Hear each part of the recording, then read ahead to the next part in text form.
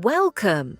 In this video, I'll show you how to manage and create payment receipts using the Receipts module in two simple ways.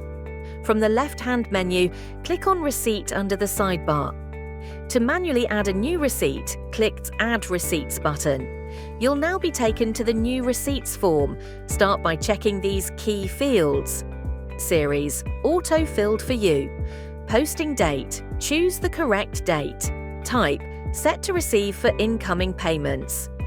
Mode of payment, choose from cash, wire transfer, etc. Scroll down to the Payment from to section and fill in the following. Party type, usually customer. Customer name, select the correct customer. Sales invoice, link the corresponding invoice. Once done, click Save to record the receipt. Need a copy? Click on the three-dot menu next to your receipt to download it as a PDF, CSV, or Excel file. We encourage you to explore our full video series to learn more about using Invoix.biz. Our team is ready to support you.